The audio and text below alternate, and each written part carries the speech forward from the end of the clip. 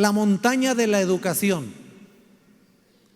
Hermanos, no hemos agotado el asunto de la familia porque es bastante, pero esta sección no tiene como fin dar predicaciones con respecto a la familia, sino estamos impartiendo visión en lo que tiene que ver con el establecimiento del reino de Dios. ¿Cuál es nuestra visión?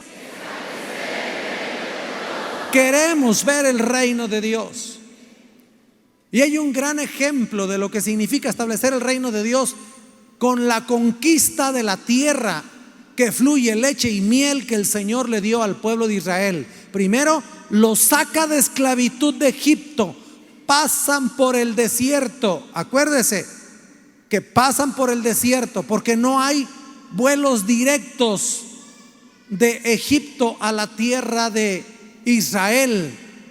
Hay que pasar por el desierto, porque si no pasa por el desierto no puede ver la gloria de Dios, no puede ver el poder de Dios. En la lucha y en la prueba Dios está con nosotros. En el desierto Dios hace descender el maná. En el desierto Dios hace que el agua brote de la peña. En el desierto es donde se ve la columna de fuego de noche y la nube de día. Es en el desierto. Por eso no debemos rehuir la batalla espiritual. La batalla espiritual la tenemos que enfrentar, porque si no, no vemos la gloria de Dios. ¿Cuántos quieren ver la gloria de Dios? Tenemos que pasar por el desierto. No hay vuelos directos, hay que ir a través del desierto, pero finalmente entras a poseer la tierra. Establecer el reino de Dios tiene que ver con eso finalmente, con una mentalidad de guerrero, con una mentalidad de guerra, que primeramente luchas por tu propia salvación. Ocupaos en vuestra salvación, dijo el apóstol Pablo, con temor y temblor. Tienes que batallarla, es tuya. La salvación es tuya. Jesucristo la ganó para ti en la cruz del Calvario. Es tu tesoro. Y entonces tiene que luchar contra cualquiera que quiere venir y que quiere meter cosas para robarle su tesoro. Eso es lo que significa: ocupaos en vuestra salvación con temor y temblor, porque es su tesoro. Entonces, la tierra prometida, hermanos, la tierra que fluye leche y miel, se conquista, se tiene que conquistar. Y luego entonces el Señor en Deuteronomio capítulo 7 versículo 1 le dice el Señor al pueblo: cuando Jehová tu Dios te haya introducido en la tierra en la cual entrarás para tomarla, y hayas echado de delante de ti a muchas naciones, al Eteo, al Gergeseo, al Amorreo, al Cananeo, al Fereceo, al Heveo, al Jebuseo, 7 naciones mayores y más poderosas que tú, y Jehová tu Dios las haya entregado delante de ti y las hayas derrotado. Oye, Dios quiere que tú las derrotes. No están en una mesa donde tú tienes que pasar y las tienes que agarrar. Las tienes que derrotar. Oh, cómo le hace falta mentalidad de guerrero a la iglesia de nuestros días. Oh, los cristianos de nuestros días van a los templos a levantar las manos para que les caigan las cosas. Y no es así. Tú vienes a tener un encuentro con el Señor que fortalece tu fe y te hace salir con la fuerza y la energía para tomarlas y para derrotar a tus enemigos. Dios te dice: voy a estar contigo, voy a derrotar a tus enemigos. Camina tomado de mi mano, porque vas a tener victoria, pero las hayas derrotado. Vamos a seguir. Las destruirás del todo. No harás con ellas alianza, ni tendrás de ellas misericordia, y no emparentarás con ellas. No darás tu hija a tu hijo, ni tomarás a su hija para tu hijo, porque desviará a tu hijo de en pos de mí, y servirán a dioses ajenos, y el furor de Jehová se encenderá sobre vosotros y te destruirá pronto.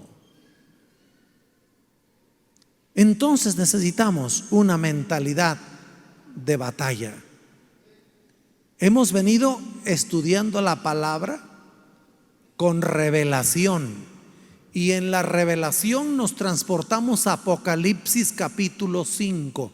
El cordero que fue inmolado es digno de tomar el poder, la riqueza, la sabiduría, la fortaleza, el honor, la gloria y la alabanza. Casualmente, mis amados hermanos, las 7 naciones que vemos en Deuteronomio capítulo 7 están íntimamente relacionados con todas estas bendiciones que encontramos que se le van a entregar al cordero. Entonces el cordero que fue inmolado es digno de tomar a través de su iglesia, a través de su pueblo, la riqueza, la sabiduría, el honor, la alabanza, el poder. Todas estas bendiciones representan la conquista de esos pilares de la sociedad. Cuando hablamos de hacer discípulos a todas las naciones, estamos hablando de esos 7 pilares de la sociedad que el Cordero es digno de recibir. Dijimos que después de investigar el significado original en griego de estas palabras, es claro que el poder se refiere al gobierno, las riquezas a la economía, la sabiduría a la educación, la fortaleza a la familia, honor a la religión, la gloria a la celebración, artes, entretenimiento y la alabanza a los medios. Hemos tratado ya el primero, no vamos en orden. Hemos tratado el primero, que tiene que ver con la fortaleza, que es la familia. Porque hay una fortaleza. Dios es el Dios de Abraham, el Dios de Isaac y el Dios de Jacob. Es el Dios de las generaciones. Hermanos míos, hay un complot satánico para que no haya generaciones de bendición. El plan de Satanás es que las generaciones de bendición se detengan. Por eso ese plan tiene que ver con que no vengan más niños y niñas a través de una unión. Yo no le puedo llamar matrimonio porque ni siquiera aplica, pero a través de la unión de un hombre con un hombre y una mujer con una mujer, por supuesto que no hay procreación. Hasta hoy todas las personas nacen de la unión de un hombre y de una mujer, porque ese fue el plan de Dios. Volvemos al punto. Si tú tienes principios cristianos, tú tienes que venir a la palabra de Dios, y la palabra de Dios te dice que no puede ser. Romanos capítulo 1, no lo olviden. Pero entonces hoy, mis amados hermanos, vamos a tocar el segundo grupo, y este es el monte de la educación. El monte de la educación es la tercera nación, los amorreos. Ya vimos el de la familia, ya explicamos. Ahora vamos con el de la educación, es la segunda nación. Hay una conexión muy fuerte, hermanos, entre la educación y el gobierno. Hay una gran conexión ahí. Vamos a ver primeramente qué es la educación. La educación es una serie de conocimientos o habilidades obtenidas o desarrolladas mediante un proceso de aprendizaje. En muchas maneras, en el oeste, la educación ha sido secuestrada de sus objetivos originales. Este monte ha sido infiltrado y ha sido tomado por fuerzas opuestas a las que originalmente deberían estar en ellas. Hoy la mayoría de las instituciones educativas, mis amados hermanos, sirven como algo que está en contra de Dios. Hay un concepto, tenemos que entenderlo. que es laico, el asunto laico. Cuando se dice laico, se dice entonces que la educación debe de estar desprovista de una religión, desprovista de una inclinación particular a lo religioso. Eso es lo que significa laico en el contexto en el que vivimos. Pero si bien dentro de las aulas escolares está prohibido enseñar religión, aunque se enseña religión, no está prohibido enseñar filosofías que son demoníacas, y tampoco está prohibido que algunos maestros no cristianos enseñen cuestiones esotéricas a los alumnos. Y cuando se enseña desde esa perspectiva, aunque no lo quieran reconocer, se está enseñando religión, porque religión no solamente tiene que ver con Dios, el Dios de la Biblia, sino tiene que ver con todo tipo de expresión religiosa. Religión es budismo, religión es musulmán, religión es católico, religión es evangélico, religión es adventista. Una de las mejores universidades de medicina en el país se encuentra en Montemorelos, allá en Nuevo León, y es una universidad que está bajo los adventistas del séptimo día. Se enseña religión. Entonces, ¿cómo es que nosotros vemos que el monte de la educación ha sido tomado por fuerzas satánicas cuando no tiene ningún problema para que se enseñe cualquier tipo de tendencia esotérica o cualquier otro tipo de guianza hacia dioses o hacia fe? Oiga bien, siempre y cuando no tenga que ver con el Dios de la Biblia. Y eso tenemos que aprenderlo, tenemos que entenderlo, porque la batalla no es entonces contra una fe, la batalla es contra un Dios. Por eso entonces la posición es contra, ok, pueden enseñar concentración mental, pueden enseñar metafísica, y por favor, hermanos, no me digan que ustedes no están enterados que en las primarias, en las secundarias, en las particulares se enseñan cosas esotéricas, se enseña metafísica a los niños, se enseña concentración mental. Pregunten a sus hijos, ¿los acuestan? ¿Les hablan? ¿Les hacen hacer cosas raras y extrañas de concentración? Y eso es metafísica, eso es religión. Hay que entenderlo.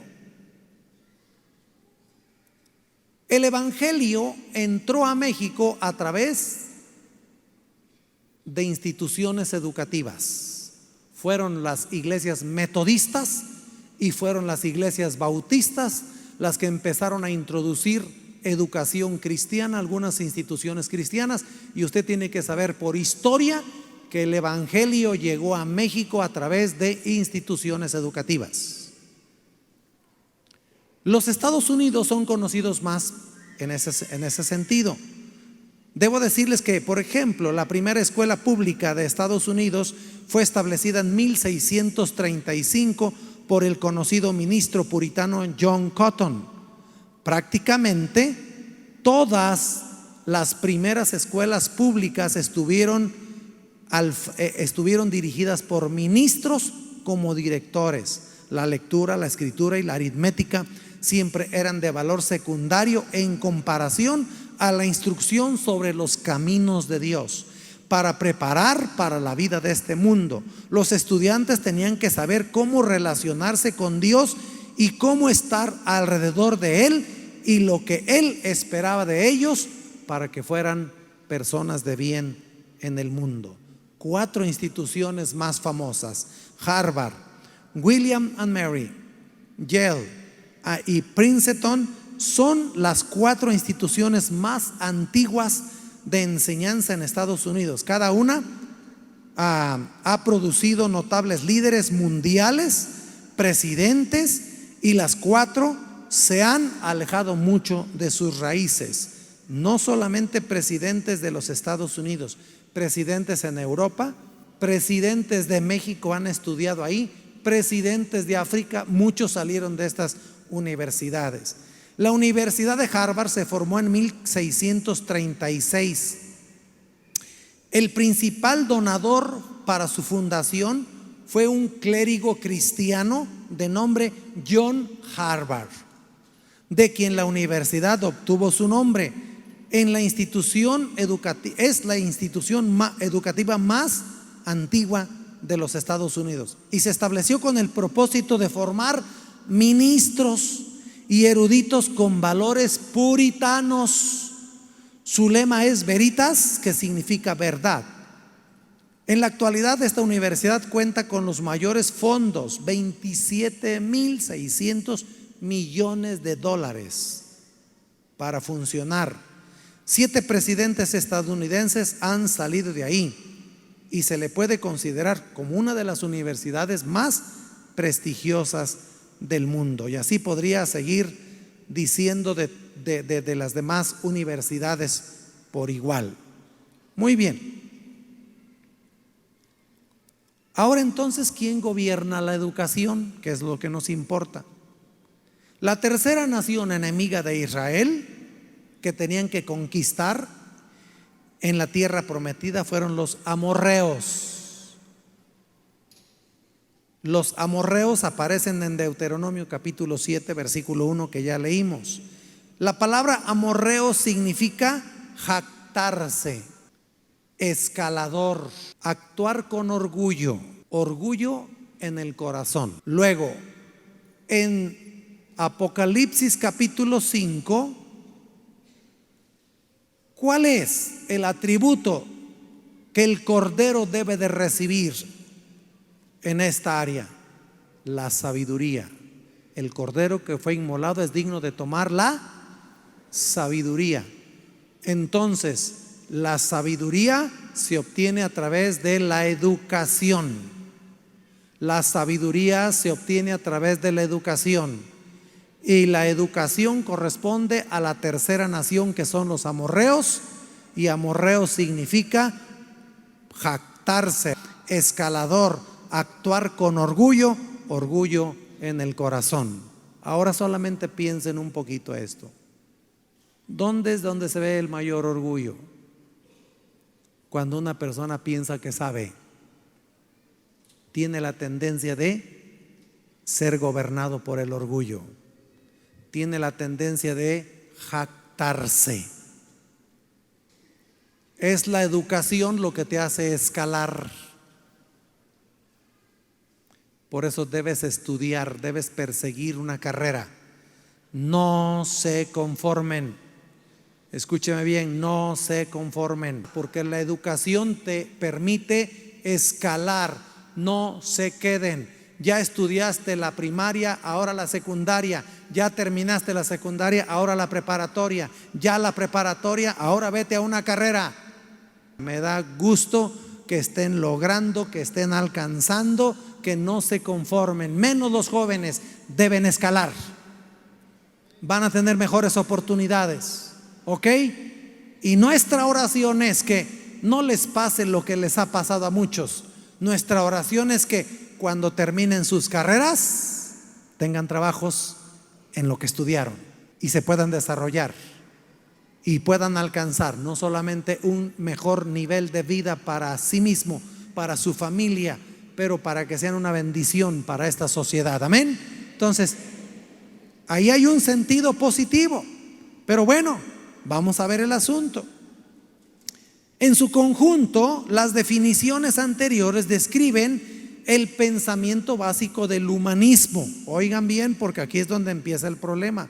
Los amorreos deben de ser derrotados para tomar el monte de la educación, porque ese monte está dominado por el humanismo hoy en nuestros días.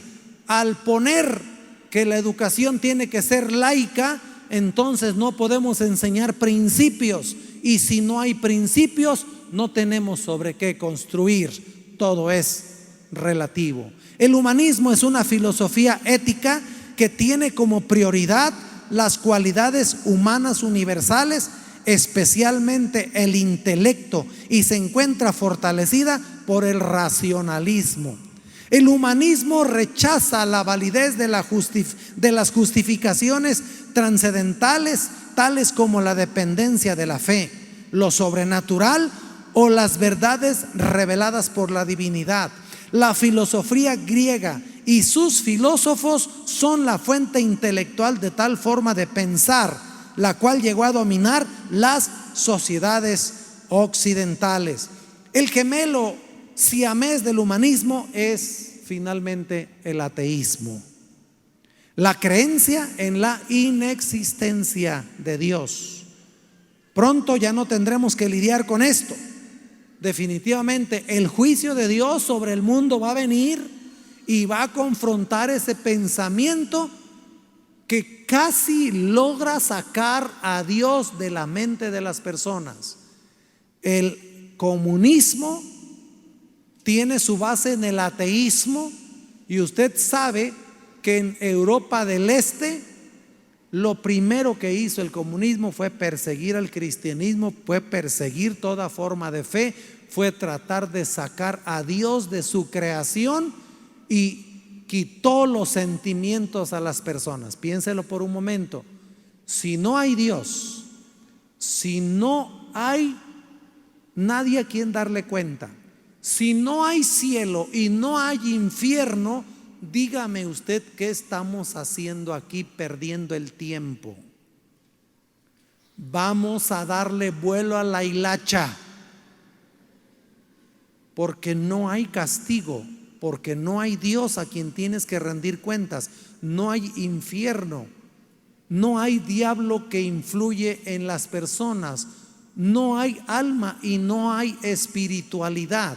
Piénselo, por favor, piénselo. Yo quiero una congregación entendida, yo quiero una congregación que entienda de qué estamos hablando y que pueda comprender las cuestiones espirituales para que podamos batallar verdaderamente. No importa que nada más hayas ido a la primaria, esto tú lo entiendes en el espíritu.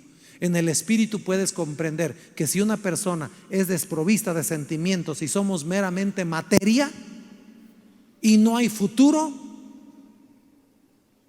esto es una pérdida de tiempo.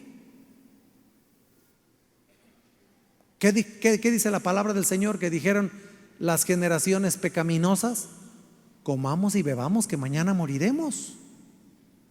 Y si no tengo ningún Dios a quien darle cuenta, ¿por qué tengo que abstenerme de drogadicción? ¿O por qué tengo que abstenerme de alcohol? ¿Por qué tengo que abstenerme de esto? ¿Por qué tengo que abstenerme de cualquier forma de pecado? ¿Por qué? Si no tengo a nadie que me va a castigar y no tengo ningún futuro, cuando me muera todo se acabó y asunto arreglado. Humanismo. Usted tiene que saber que la educación que damos en Maranata, escuela cristiana, tiene claramente definido el sistema de educación griego, pero el sistema de educación judeo-cristiano.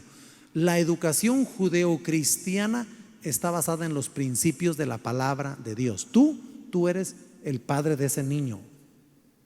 Tú eres responsable de ese niño. Tú tienes que guiar a ese niño. Tú amas a ese niño, no eres materia, tú lo amas y lo sientes. Si le duele algo, si le duele el estómago, no puede hablar, te duele algo, sabes que algo le está pasando en su cuerpo y entonces tienes sentimientos y corres y lo llevas al médico y haces todo lo posible. Oigan, no somos carne nada más. Fuimos creados a la imagen y a la semejanza de Dios. El Espíritu del Señor ha puesto frutos en nosotros que podemos manejar: amor, gozo, paz, paciencia, benignidad, bondad, fe, mansedumbre, templanza. Son los frutos de Dios los que hacen que el hombre sea pleno, completo, equilibrado, sano en sus emociones, que puede tener ese carácter de Dios que yo les vengo enseñando. Dios es severamente justo, pero tremendamente amoroso. ¿Cuántos saben que nuestro Dios es amor? Vea qué declaración de la palabra: Dios es amor. ¿Cuántos aman aquí? A ver, levanten la mano, ¿cuántos aman? Oh, gloria al Señor. Tienes uno de los atributos de Dios. Ese atributo se llama atributo comunicable, un atributo exclusivamente del Señor, que Él en su esencia tiene. Dios es amor, y como nosotros fuimos hechos conforme a la imagen y a la semejanza de Dios, entonces Dios te dio un poco de su atributo y tú puedes amar. ¿Qué es lo que pasa? El pecado endurece el corazón, el pecado nos lastima y entonces nos hace ir en la dirección contraria, que se llama odio. ¿Cuántos hemos odiado alguna vez? Sí. Tenemos que decirlo y tenemos que reconocerlo. Y entonces reconocemos que hay una influencia contraria al regalo de Dios. Muy bien. Los amorreos que ocupan el monte de la educación son el humanismo y sus derivados, el racionalismo, el liberalismo y el ateísmo. Dichos ismos son las mentiras que promueve cierto principado asentado en la cima del monte y que gobierna sobre su ejército amorreo. Acuérdense que cada nación tenía su dios, ¿ok? ¿Cuál era el dios de los amorreos? En el anterior vimos que era Baal, ¿se acuerdan? Ok, el dios de los amorreos era Belcebú. Belcebú, cuyo nombre significa señor de las moscas, pues las moscas son atraídas a la basura humanista que le da de comer. Belcebú estaba íntimamente ligado con Baal, era como el Baal de los amorreos. Y entonces Belcebú es el señor de las mentiras. El señor de las mentiras.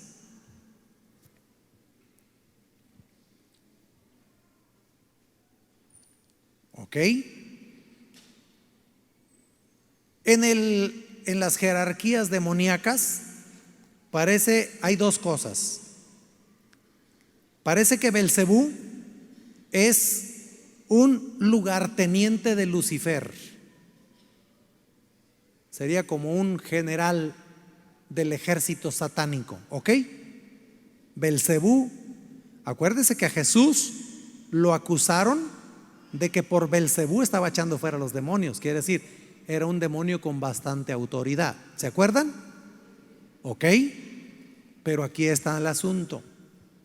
Puede ser, y yo sé que usted lo comprende también, puede ser que Belcebú sea un lugarteniente de Lucifer, aunque podría ser sencillamente otro rostro directamente de Satanás. Y yo sé que eso lo sabíamos, que cuando se dice Belcebú pensamos en Satanás directamente. En otras palabras, Belcebú es Satanás mismo, pero a través del engaño se presenta como un demonio inferior. Así que